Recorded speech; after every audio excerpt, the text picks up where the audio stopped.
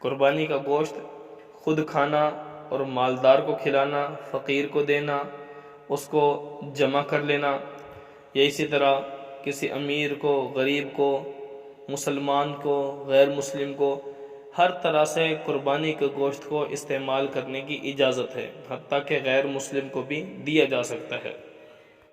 ہاں اگر وہ قربانی نظر کی ہو، یعنی کسی بندے نے منت مانی کہ بھئی میرا فلاں کام ہو گیا تو میں قربانی کروں گا، یعنی جانور ذبح کروں گا، تو جو نظر کی قربانی ہوتی ہے، منت کی قربانی، اس قربانی کا گوشت نہ خود کھا سکتا ہے، نہ اپنے والدین کو، اولاد کو، اسی طرح نہ کسی امیر کو، ان کو نہیں دے سکتا۔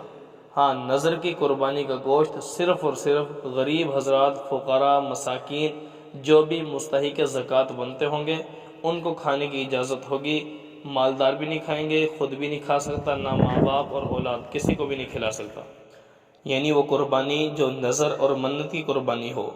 اسی طرح اگر کسی نے وصیت کی ہو اور وصیت کر کے وہ دنیا سے رخصت ہوا، اس کی طرف سے قربانی کی جا رہی ہے،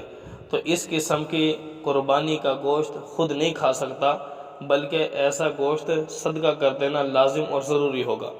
خود کھائے گا تو گنہگار ہوگا، اس لیے صدقہ کر دینا ہی زیادہ بہتر ہے، بلکہ صدقہ کر دینا لازم اور ضروری ہے۔ اسی طرح اگر کسی بندے نے قربانی کا گوشت بیچ دیا، اگر قربانی کا گوشت بیچ دیا تو اس گوشت کی جو قیمت آپ کے پاس آئی ہے، تو اب وہ قیمت آپ اپنے استعمال میں نہیں لا سکتے، بلکہ اس قیمت کو صدقہ کر دینا لازم اور ضروری ہے،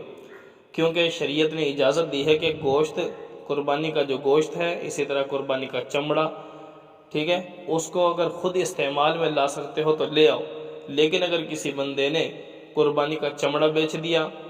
یا اسی طرح قربانی کا گوشت کو بیچ دیا، تو وہ اس کی جو قیمت اس کے پاس آئی ہے، اس قیمت کو خود استعمال نہیں کر سکتا، بلکہ اب اس قیمت کو صدقہ کرنا لازم اور ضروری ہو جائے گا، اس لیے احتیاط کرنا چاہیے۔